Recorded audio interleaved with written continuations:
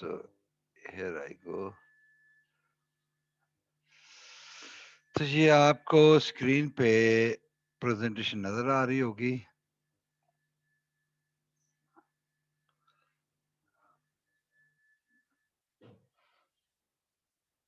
जी भाई, नजर आ रही है आपको? Yes, sir. Yes, चल sir. ले जी, तो फिर हम शुरू करते हैं। तो आज हमने डिस्कस करना है एल्बो जॉइंट। ठीक है जी। तो एल्बो जॉइंट में what we want to learn, joints के बारे में तो हमें पहले we have already learn about the joints. अब जॉइंट्स जो होते हैं बिटवीन द टू बोन्स, एक वो यूनियन होता है which is a mobile part, और वो उनकी टाइप्स होती हैं। जो मोबाइल होता है वो अमूमन वो साइनोवियल होते हैं, और जो मोबाइल नहीं होते वो अमूमन फाइब्रस होते हैं। तो उसमें हमने जॉइंट जो देखे थे, 3 जॉइंट ऊपर हम पढ़ चुके हैं। Shoulder joint, sterno clavicular joint, और अक्रोमियो क्लेविकुलर जॉइंट। ये 3 जॉइंट हम ऊपर पढ़ चुके हैं। तो जॉइंट की एक बेसिक ओरिएंटेशन तो हमें पहले से हो चुकी है। अब जब हम एल्बो जॉइंट की बात करते हैं तो उसके साथ हमें रेडियो अल्नर जॉइंट का भी मेंशन करना पड़ता है। Why? Because these 3 joints they are very much interrelated while moving your forearm. When you do work with your forearm, तो वो बड़ा इंटररिलेटेड होता है। तो इसमें फिर ये है कि दोनों जॉइंट्स को, रेडियो अल्नर और एल्बो को, हम इकट्ठा ही देखते हैं। सो यहाँ पे हमने क्या देखना क्या कि ये एक जॉइंट, ये ह्यूमरस और जो नीचे 2 बोन पड़ी, एक अल्ना और एक रेडियस, उनके दरमियान ये बन रहा है। तो ये जॉइंट कैसे बनता है इनके दरमियान? लोअर एंड ऑफ ह्यूमरस, इसकी शेप कैसी है जिसमें ये फिट होता है, अल्ना, और ये रेडियस का हेड। फिर वो कौन से फैक्टर हैं जो इसको स्टेबलाइज करते हैं, कौन से लिगामेंट है जो इसमें सपोर्ट करते हैं। लाज़मी बात है कि अगर साइनोवियल जॉइंट है तो यहाँ पे कैप्सूल भी होगा, साइनोवियल मेम्ब्रेन भी होगी। फिर हम इसको देखेंगे कि इसकी वो क्या कहते हैं कि मूवमेंट्स क्या हैं, कितनी मूवमेंट्स होती हैं। फिर हम देखेंगे कि एक इसमें स्पेशलिटी है, there is a speciality that there is a carrying angle of the arm. आपने अपर लिम्ब में देखा होगा कि when you straighten your arm along with your body, तो आपके हैंड्स जो हैं they are away from your lower limb, pelvis से। जब आप फ्लेक्स करते हैं तब ठीक है, लेकिन अदरवाइज आप स्ट्रेट करें तो they are away from your lower limbs. तो वो क्यों होते हैं? वो कैरिंग एंगल की वजह से है। वो आगे हम स्लाइड में देखेंगे कि carrying angle how is it formed, और ये होता क्या है, इसकी डेफिनेशन क्या है। फिर हम देखेंगे कि मूवमेंट जो होती हैं वो कौन सी होती हैं, humero ulnar, humero radial, radio ulnar joint पे ये सारी मूवमेंट कैसे होती हैं, कौन कौन सी मूवमेंट होती है। फिर क्योंकि ये joint immediately form the floor of the cubital fossa, तो हमें फिर क्यूबिटल फोसा का भी पता होना चाहिए इसमें। ओके, इसमें हमने डिस्कस नहीं करेंगे, लेकिन वी विल सी। अब हम चलते हैं जनाब जॉइंट प्रॉपर की तरफ। क्या है elbow joint? This is a synovial joint. It is formed in the upper limb between the arm and forearm. So now you can feel your elbow, and that elbow here, the elbow joint is formed between humerus and lower 2 bones of the forearm, that is radius Forearm. and ulna. Forearm की bones कौन सी है? Radius and ulna. जो arm की bone है वो humerus. So actually this joint is between the 3 bones, one humerus, one radius and one ulna. है कौन सा? Synovial joint है। अब आप अपनी बॉडी पे भी इसको फील कर सकते हैं, स्पेशली पोस्टीरियरली अगर आप अपने फील करें तो आपको एक बोन फील होती है which is part of the ulna, जिसको हम देखेंगे उसका क्या नाम है। ठीक है ना? सो ये जॉइंट बन रहा है जी। अब ये देखें, ये लोअर एंड ऑफ ह्यूमरस है, ये अपर एंड ऑफ द अल्ना है, ये अपर एंड ऑफ द रेडियस है। ये यहाँ पे ये, क्योंकि कोई भी जॉइंट हो वो कवर्ड होता है हाइलन कार्टिलेज से। एक थिन कार्टिलेज होती है, ग्लिस्टरिंग, वेरी स्मूथ। क्यों? क्योंकि फ्रिक्शन को कम करना है हमने। तो उसके लिए ये जो भी आर्टिकुलेटिंग सर्फेसेस होंगी they will be covered by hyaline cartilage. तो ये हम देख रहे हैं, तो यहाँ पे ये देखें लोअर एंड।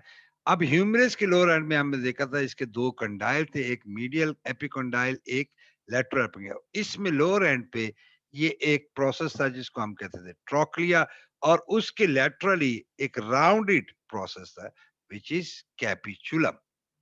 अब ये तीनों दोनों part trochlea and capitulum they are making joint with the ulna and radius respectively. यानी ट्रोक्लिया जॉइंट बना रहा है अल्ना के साथ और हेड ऑफ रेडियस जॉइंट बना रहा है कैपिचुलम के साथ। और अगर आप यहाँ पे देखें तो ये रेडियस का हेड ये यहाँ पे जॉइंट बना रहा है विद द लेटरल जो अपर एंड ऑफ है उसका अल्लाह का, उसके लेटरली ये एक ये यहाँ पे एक फोसा है जिसमें हेड फिट हुआ है। तो ये भी तो एक जॉइंट बन रहा है ना between the radius and ulna. इसका मतलब है ये रेडियो अल्नर जॉइंट हो जाएगा, रेडियो अल्नर जॉइंट। ये वो चीज है जो आप फील कर रहे हैं पोस्टीरियर ऑलिक्रोनल प्रोसेस अपनी बॉडी पे। जब आप फील करते हैं तो आपको पोस्टीरियरली जो बोन फील हो रही है जिसको आप कहते हैं कोनी। अब ये कोनी जो होती है ना ये बड़ी जालिम चीज है। अब कोनी लक में लगी हो ना किसी की कमर में, कोनी मारते हैं ना मजाक मजाक से, तो ओए होए होए सांस वहीं का वहीं रुक जाता है। तो वो यही कोनी होती है ऑलिक्रोनल प्रोसेस, है ना कोनी।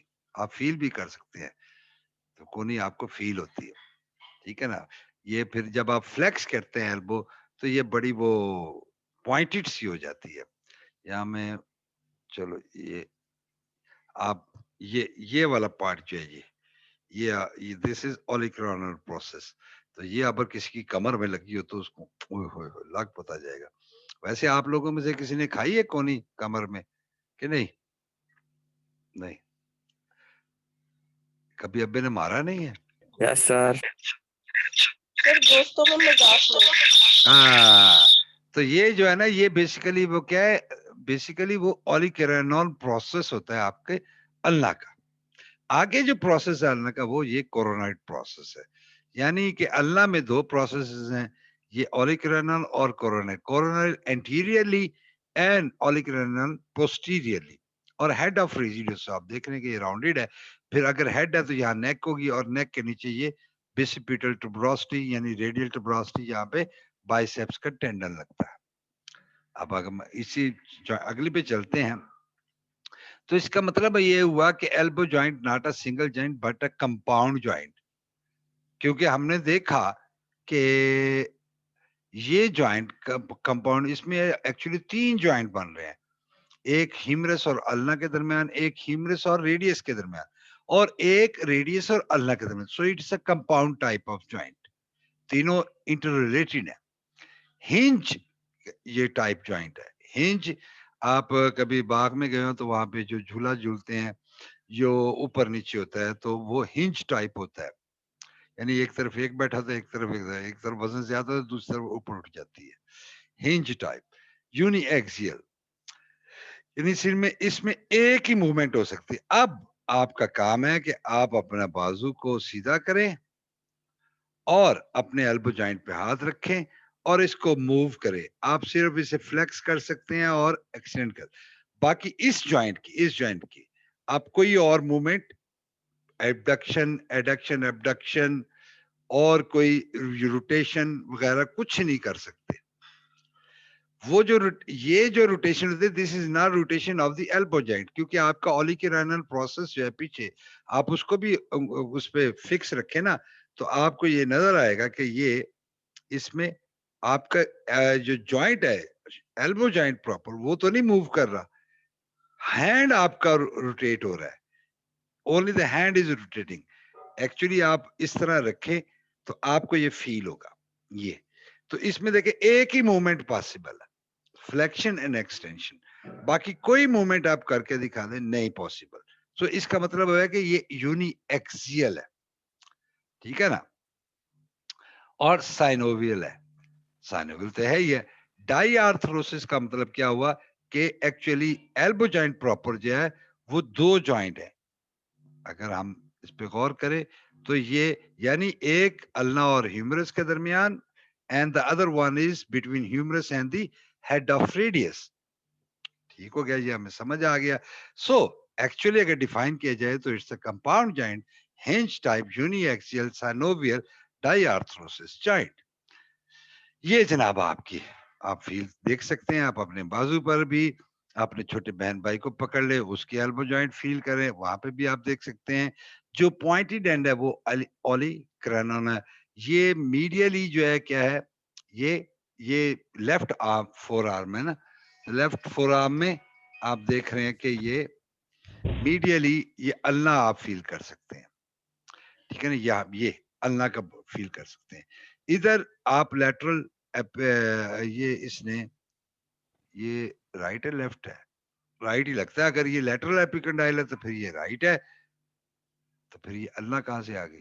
तो इसने क्या किया हुआ है, कोई मेरे ख्याल में प्रोनेट किया हुआ है। बहरहाल ऊपर ह्यूमरस, अगर ये लेटरल एपिकंडाइल है, ये ओलिकुलर है, ये अल्ना है, तो फिर ये राइट आर्म है। ठीक है, तो आप अपने बाजू पे बहरहाल any how you can feel your elbow joint, और उसमें ये मार्किंग्स भी आप फील कर सकते हैं, बोन्स भी आप फील कर सकते हैं। अब आते हैं कि अब इसकी डेफिनेशन कि uniaxial synovial hinge type of, यहाँ पे देखें ये ट्रोक्लियर नॉच बन रही है, ये कॉलिक्रोनल प्रोसेस, ये कोरोनल प्रोसेस, और ये कप शेप बन रहा है, और एक ये ट्रोक्लियर नॉच, यानी इसके अंदर ये फिक्स होगी ट्रोक्लिया ऑफ ह्यूमरस। यानी इसने, आप अपने अगर चाहें तो हैंड का भी बना सकते हैं अंडरस्टैंडिंग के लिए, तो ये इस तरह बनेगा, आप इस तरह करें तो इसके अंदर जो है ना वो ह्यूमरस को ऐसे इसने फिट किया हुआ है, इसीलिए ये सिंगल मूवमेंट देता है, और कोई मूवमेंट इसमें हो नहीं सकती, पॉसिबल नहीं है, because of this shape. Articular surfaces जो हैं वो लाजमी बात है हाईलाइन से कवर्ड होंगी फॉर द स्मूथनेस। एक चीज और आगे हम देखते हैं, मैं दिखाता हूं आपको। तो एक है कि जी स्पूल शेप ट्रोक्लिया और स्फीरॉइडल कैपिचुलम ऑफ ह्यूमरस है, वो आर्टिकुलेट करता है ट्रोक्लिया नाच ऑफ अल्ना, और फिर जो slightly concave superiorly aspect of head of radius के साथ, और रिस्पेक्टिवली, और फिर ये जॉइंट कौन से बना रहा है, humero ulnar and humero radial diarthrosis. Articular surfaces हैं वो हाइलेंस कार्टिलेज से, ये सारा का सारा उसमें केएलएम में लिखा हुआ है, वही मैंने उसको कॉपी किया और इधर लगा लिए, ताकि अगर आप खोलेंगे केएलएम तो उसमें इन्हीं वर्डिंग्स में लिखा हुआ है। ठीक है ना, कि हाईलैंड कार्टिलेज से कवर्ड है, और ये दोनों इन कांटेक्ट होती है Midway between the most fully congruent with the forearm in a position midway between pronation and supination। अब आपके ज़हन में ये होगा कि मिडवे क्या मतलब है? भाई जब आप हाथ आपका बिल्कुल ये मिडवे है, दिस इज मिडवे, जब आप शेक हैंड करते हैं, तो ये हो गई सुपिनेटेड, और ये प्रोनेटेड पोजीशन, ये और ये, तो ये वाली पोजीशन क्या होगी, मिड प्रोनेशन, मिड दोनों, यानी हाफ सुपिनेटेड हाफ प्रोनेटेड है जब आप हाथ मिलाते हैं एक दूसरे के साथ।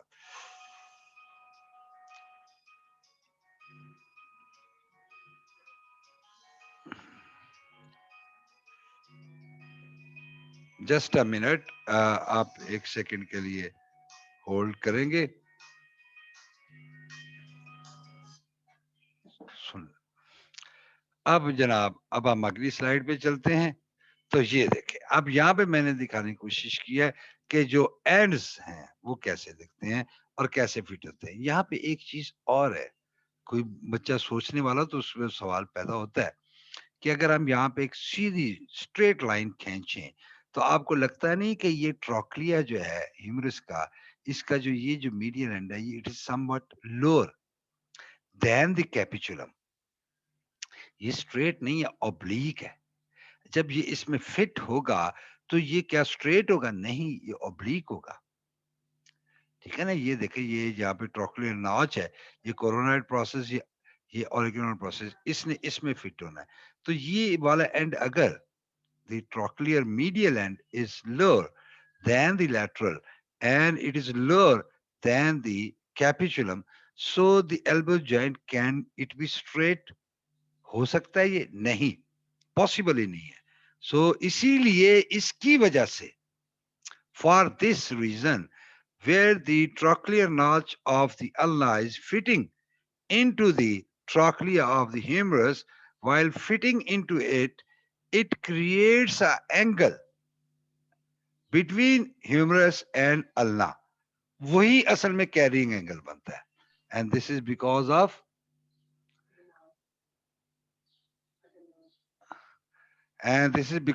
the obliquity of the trochlea of the humerus.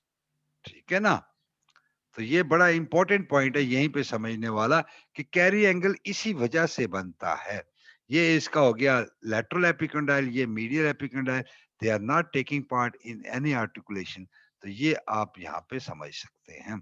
यहाँ पे देखें तो ये रेडियल ट्यूबरोसिटी है और ये नेक है और ये हेड ऑफ रेडियस है. ये फिर रेडियल नॉच जो अल्ना पे है, जो उसकी लैटरल साइड पे है, तो उसके साथ ये हेड ऑफ रेडियस यहाँ पे आर्टिकुलेट करेगा. तो क्योंकि ये सुपीरियरली लोकेटेड है तो यहाँ पे सुपीरियर रेडियो अल्नर जॉइंट बन जाएगा. ठीक है ना भाई, समझ में आ रही है बात? Yes sir. यहाँ पे स्पेशल पॉइंट जो था ना, वो ये गौर करने का जो नजर आ रहा है ना हमें, ये देखें, ये ट्रॉक्लिया का जो ये मीडियल एंड है, it is not in line with the capitulum.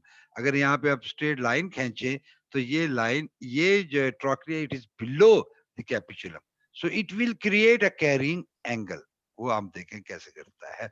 यहाँ पे भी देख लें आप, अगर आप यहाँ पे गौर करें तो आपको ये अंडरस्टैंड कर सकते हैं आप कि अगर ये हिमरस का आप स्ट्रेट लाइन खींचें और यहाँ पे अल्लाह की स्ट्रेट लाइन खींचें तो ये एक ही लाइन में नहीं है.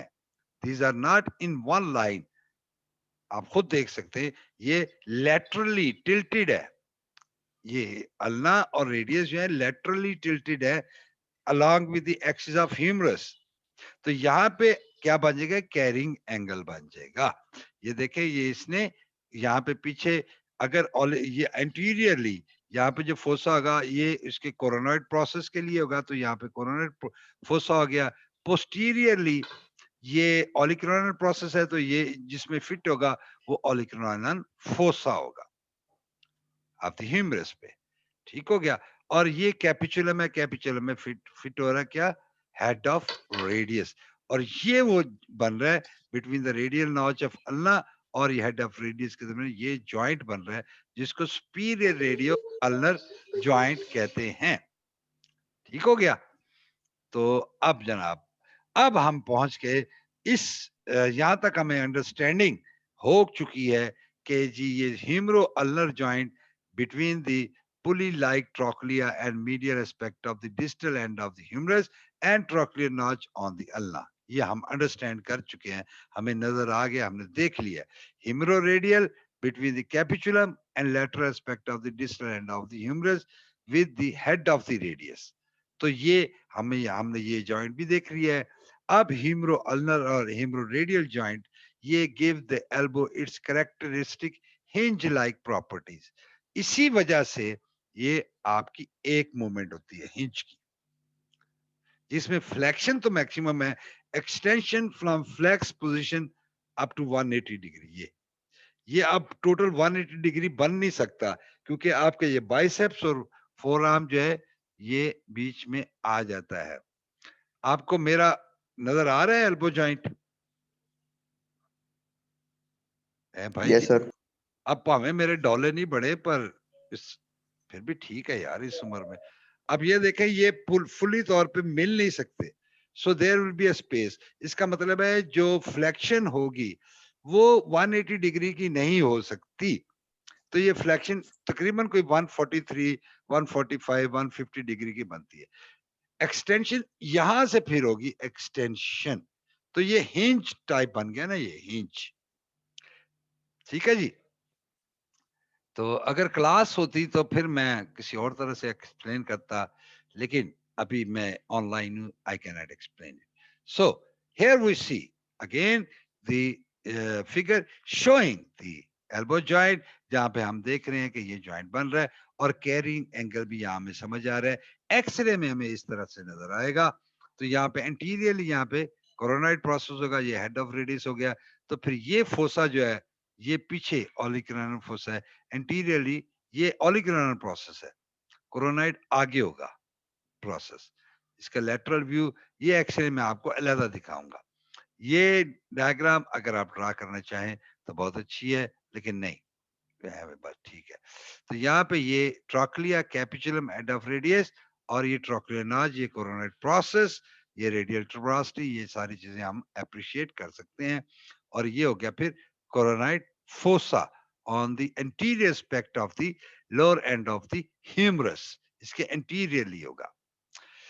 ये मैंने इसलिए चुनी थी कि ये आपकी प्रैक्टिस के लिए लेबलिंग, यानी आप इसको लेबल जब इसको बनाएं या देखें तो 1 क्या है, 2 क्या है, 3 क्या है, 4 क्या है, 5 6, ये सारे आपकी प्रैक्टिसिंग पर्पस के लिए है। ठीक है ना। जैसे अगर मैं किसी से पूछूं तो वो पता नहीं कोई बता सकता है कि नहीं। क्यों पायन है भाई? लाइबा, लाइबा नहीं जाग रही, भी सो रही है।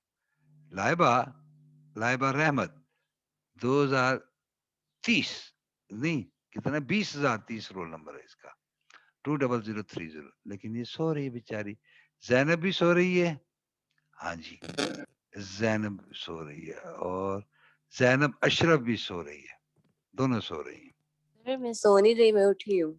अच्छा अच्छा अच्छा, चलो जी, बहुत सर शुक्रिया। मैं अभी उठी हूँ। बहुत शुक्रिया बेटा, बहुत शुक्रिया। लाइबा तो सो रही है, पक्की बात है। अब ये अगर मैं जैनब फातिमा से पूछूं कि ये जो 5 नंबर है ये क्या है? जी सर। ये 5 नंबर पे नजर आ रहा है ना, ये क्या है? What is this? सर ये ह्यूमरस का एंड है। कौन सा, क्या है, इसका नाम क्या है? Medial and sir. मीडियली क्या इसको कहते हैं? एपिकोंडाइल। एपिकोंडाइल। ठीक है ना। सर अब मीडियल कंडाइल, एपिकोंडाइल। हाँ, जो कोई कंडाइल जो होता है ना इटसेल्फ, वो बड़ी चीज को कहते हैं, वो बड़ा होगा। अगर ये बहुत बड़ा था तो कंडाइल कहते।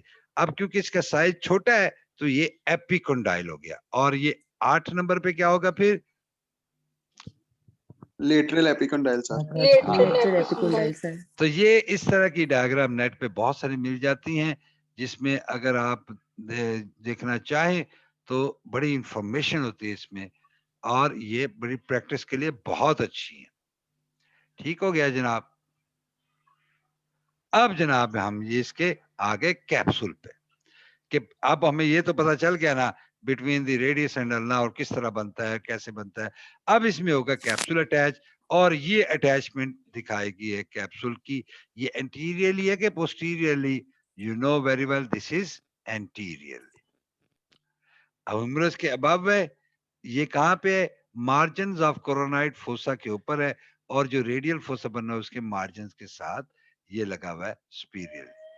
बिलो देखे तो ये हेड ऑफ रेडियस से बिलो आता है, और यहाँ पे ये बिलो एनुलर, ये जो जॉइंट बन रहा है between the radius and ulna, उसके भी बिलो ये फिर वो एनुलर लिगामेंट के बिलो तक जाके फिर ये मार्जिन पे अटैच हो रहा है।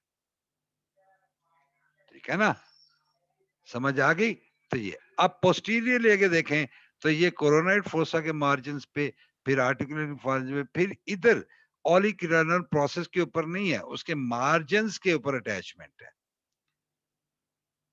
ठीक है ना। मार, और यहाँ पे ये देखे बिलो, इसके ऊपर जो है वो क्या नाम है, यहाँ पे होगा हेड ऑफ रेडियस की एनुलर लिगामेंट है, उसके मार्जिन पे कैप्सूल की अटैचमेंट। ये कैप्सूल की अटैचमेंट बाज़ वक़्त पूछ भी लेते हैं, तो इसलिए ये इंपॉर्टेंट है, कैप्सूल की अटैचमेंट को जानना जरूरी है। तो ये फिगर में दिखाया गया कैप्सूल की अटैचमेंट। अगर आज फिगर को जहन में रखें तो ये, बल्कि आप इसकी प्रैक्टिस कर ही लें कैप्सूल की अटैचमेंट की, उसमें ये फायदा होगा कि आपको ये भूलेगा नहीं, फिर कैप्सूल की अटैचमेंट इजीली आपको याद रह जाएगा, क्योंकि ये वो स्ट्रेट नहीं है, सीधी सादी नहीं है, ये थोड़ा सा डिफरेंस के साथ है देन दी अदर जॉइंट्स। इसको आप ट्राई करें, इन माय ओपिनियन इसको करें ट्राई। यहाँ पे देखें उसको अलग-अलग अब एक्सप्लेन किया गया। एंटीरियर अटैचमेंट ह्यूमरस के साथ है, upper margin of coronoid radial fossa, in front median lateral epicondyle पे लग गया जाके, और बिलो जो है ये margins of the coronoid process के ऊपर, और फिर एनुलर लिगामेंट के ऊपर, और हेड रेडियस को सराउंड कर रहा है उसके ऊपर। ये इसकी एंटीरियर अटैचमेंट है। और अगर हम पोस्टीरियर पे जाएं तो ये हमें रेडिश लाइन पोस्टीरियरली नजर आ रही है। ये ऑलिक्रानल फोसा के ऊपर है, फिर उसके बाद उसके एपिकोंडाइल्स पे है, फिर नीचे आए तो ये एनुलर लिगामेंट है, ये इसके एनुलर लिगामेंट पे आ जाएगा।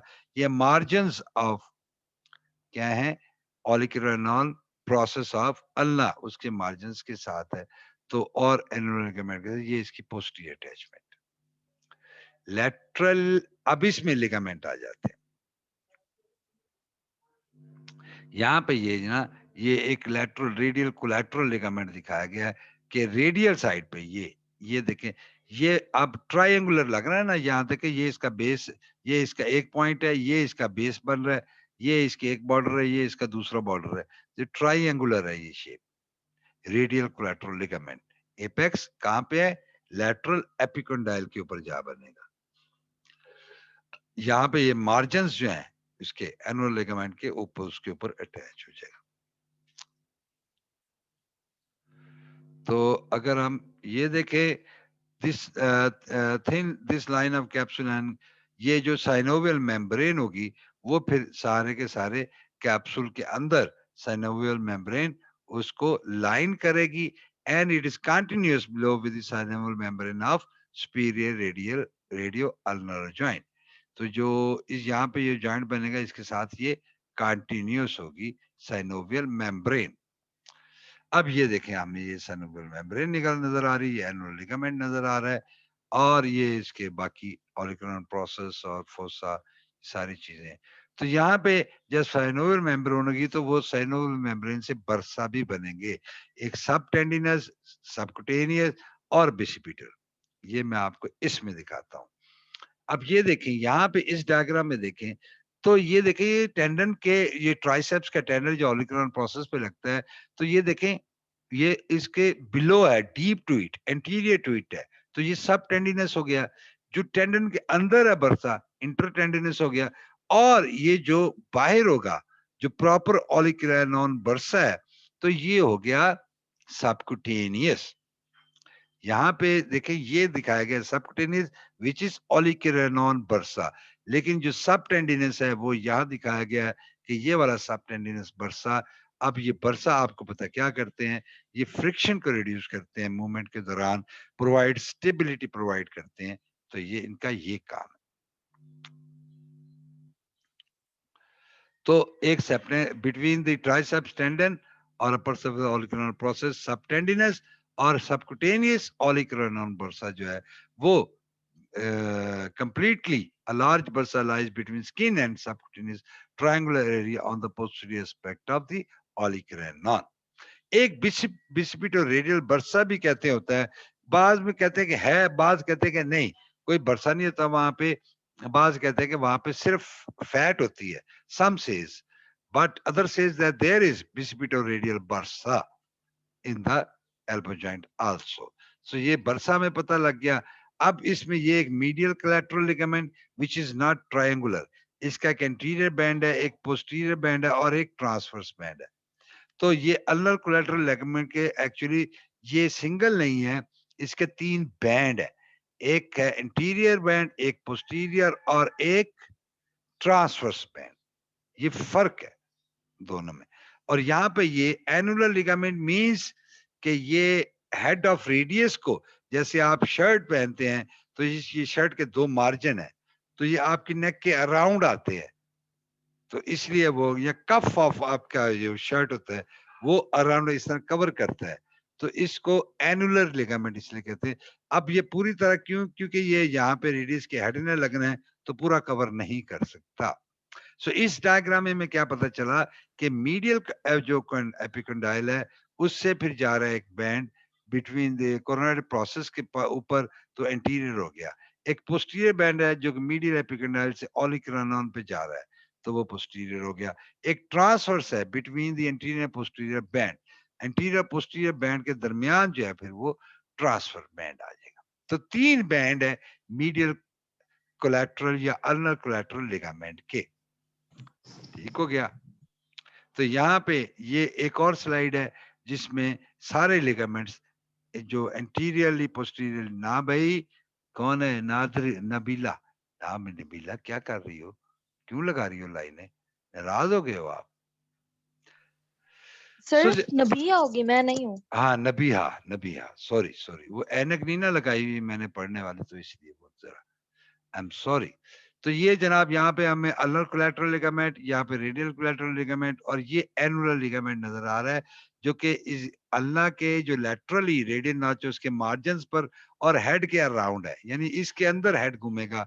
अगर मेरा हाथ आपको नजर आए तो उसमें ये फिर इस तरह से इसने तो ये घूमेगा, इस तरह से हाथ इसमें घूमेगा। तो हेड ऑफ रेडियस अल्ना के साथ इस तरह अटैच होगा, इस तरह इसमें घूमेगा। ठीक हो गया। तो अब ये सारे लिगामेंट हमें नजर आ रहे हैं, ये इसके बैंड नजर आ रहे हैं। ये देखें ये अल्नर कोलैटरल लिगामेंट के ये इंटीरियर बैंड, ये पोस्टीरियर बैंड, ये इंटीरियर, ये पोस्टीरियर और ये ट्रांसवर्स बैंड हो गया।